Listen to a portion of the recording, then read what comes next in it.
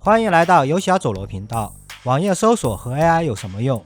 我说他们是普通人变强的外挂。人类进入互联网时代，搜索引擎和 AI 成为人类在学校之外获取知识的来源。搜索引擎比如谷歌、必应、雅虎，还有这个不好用的。举例，今年2025年是二战结束80周年，我想知道第二次世界大战士兵阵亡人数。百度 AI 显示了各个国家士兵阵亡数，独缺美国二战士兵阵亡数。下面给出的信息也不是权威来源。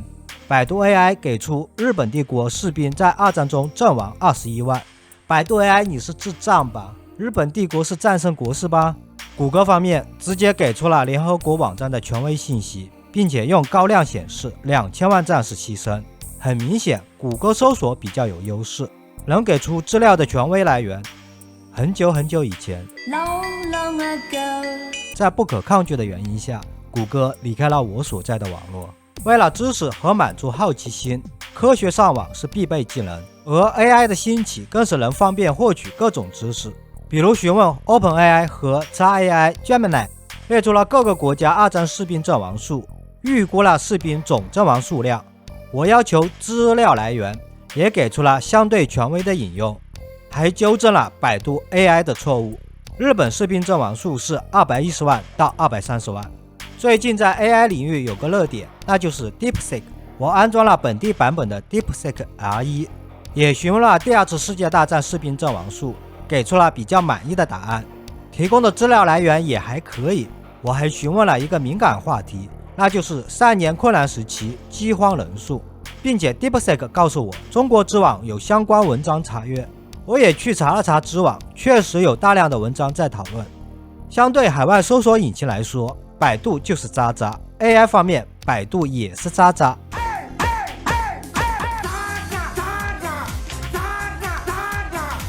对我而言，本地部署 DeepSeek 也能满足基本需求。很久很久以前 ，Long long ago， 春秋时代孔子有弟子3000，古希腊有柏拉图学院，这是知识向下传播的开端。学生跟着老师学习，并把知识一代代的传下来。到近现代义务教育的普及，人人都在学习真正的知识吧。事实上并不会这么顺利，你们会在学习过程中变得愚蠢。比如欧美的猎巫时代，纳粹的雅利安人种论，日本帝国的大东亚工农圈，苏联的李森科主义，中国大陆那段时间的亩产万斤，无不是充斥着对真正知识的蔑视，其背后原理就是政治正确。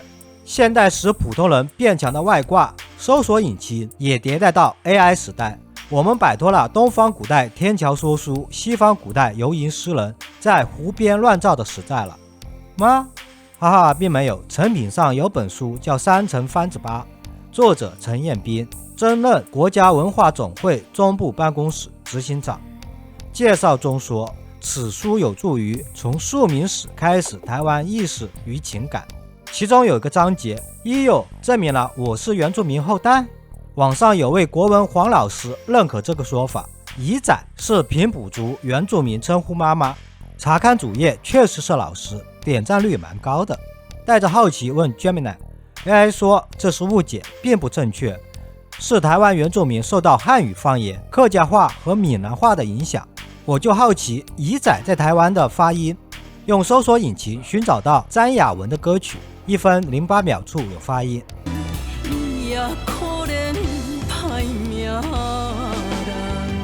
顺手我也找了下奶奶的称呼，阿嬷，阿嬷，阿嬷，阿嬷，阿嬷。我这个南昌人笑了。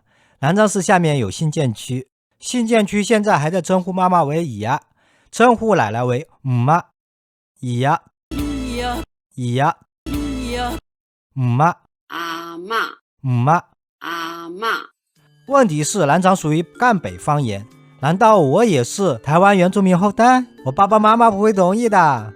我这非客家话地区，也非闽南话地区，也用姨呀称呼妈妈。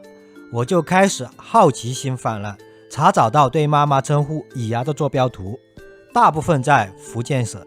福建省古代是越国地盘，我用江西加越国发现一条考古信息，国子山墓葬的发掘是越国语文化考古的新突破，从而搜索更权威的考古报告。墓内出土的2件有铭文铜戈，铭文分别为者义制作用戟和于越台王子义之大指部兽制作原用矛，器主分别为越王义和义的太子儿子不寿。国子山战国墓地考古显示，与越国王室密切相关。越王勾践灭吴后，越国文化进入了江西境内。根据《史记·东越列传》记载，吴朱尧率越归鄱阳令吴内，所谓鄱君者也。东欧秦举国袭中国，乃西举众来，处江淮之间。很明显，不管是考古还是史料记载，都证明越国文化进入江西。江西的乙呀、妈跟台湾的阿嬷，也都是越国文化的遗存。反推之，乙呀称呼妈妈是南方汉语的方言，南岛语族确实有乙呀称呼妈妈。这要研究更复杂的远古人类迁徙史了。如果按照陈彦斌和黄老师的逻辑，说乙呀是台湾原住民，江西人也是台湾的原住民，江西、台湾一家亲，这次大家满足了吧？上面例子我们发现 AI 有3个缺陷。 AI 第一个缺陷是 AI 使用费太贵，这应该是我的缺陷。 OpenAI 会员1年$200，不是人人都用得起。 DeepSeek 的低成本给 AI 大模型发展给予了巨大冲击，最突出的就是价格低廉。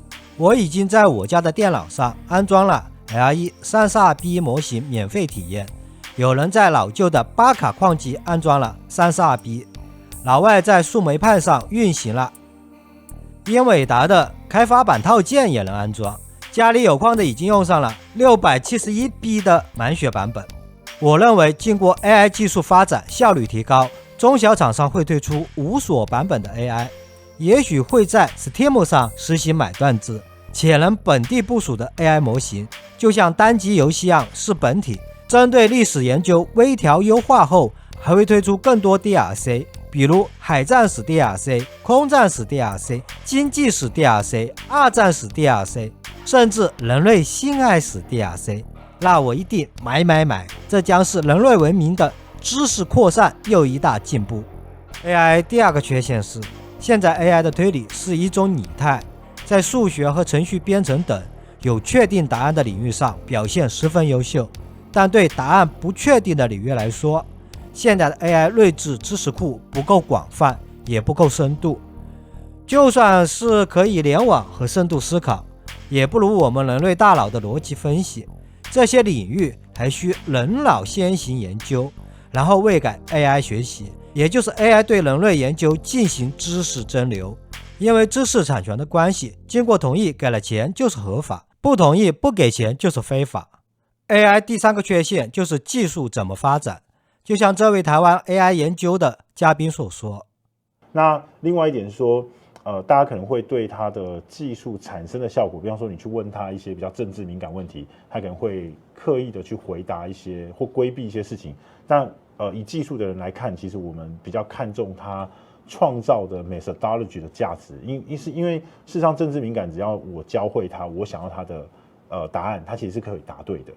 我也同样保持乐观态度，技术可以阻碍知识扩展，技术也可以突破限制，把知识更加扩散。魔高一尺，道高一丈，知识永不为奴。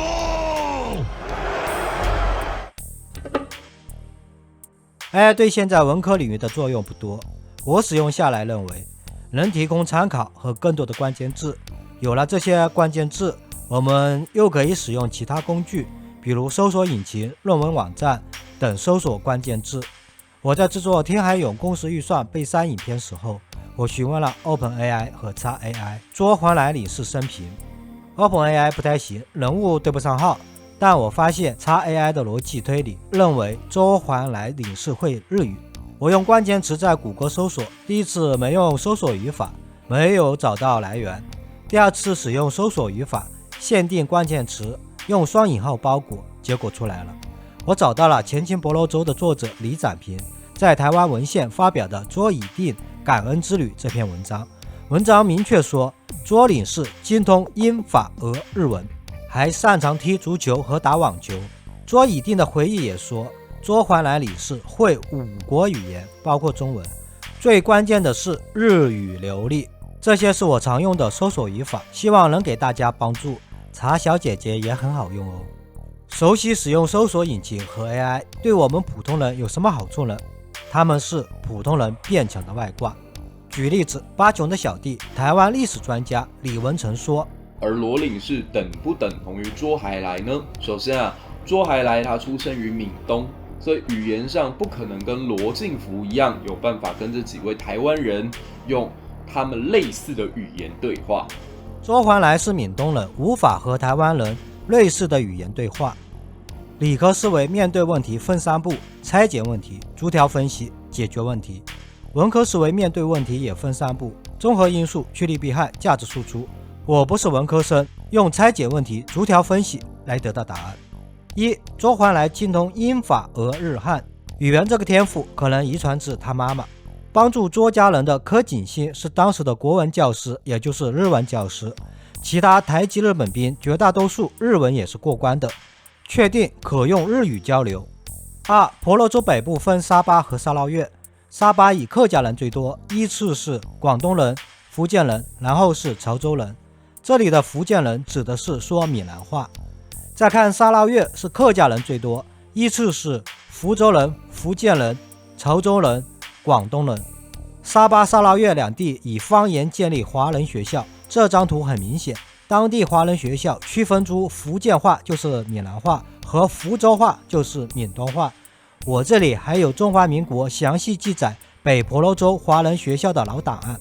3. 现今的马来西亚华侨日常交流是多语言并用，就像杨兄这样。英国的国家档案馆呢，就跟我们 Malaysia 的 Arkib Negara 是一样的，也就是他们的国家档案局。或者像李光耀、李显龙。2战时候，华人跟卓桓领事对话，应是他们所属的方言夹杂北京话。1940年7月，卓桓来调升北婆罗洲沙巴的三打根领事，还监管西边沙捞越的华人事务。这是卓桓来领事在三打根演讲的照片，来源是台湾大学图书馆。在被日军关押后，卓桓来有大量和当地华侨对话的记录，与黄永清、林日庸的床位接近，以便于交谈。卓领事与钟兆龙首次晤面时的第一句话是“侨胞安否？”5分钟以后即告退出。现在是总结时间。卓桓来领事作为职业外交官，语言天赋出众，日语流利已经确定。出生在多语言的福建，工作在多语言地区，频繁跟当地华人对话。我认为卓桓来领事会说闽南话，但不确定流利。卓桓来对话台籍日本兵或日文教师柯景兴，应是闽南话、日语交替使用。我非历史专业，用拆解问题、逐条分析，确实解答了卓桓来跟台籍日本兵能否对话问题。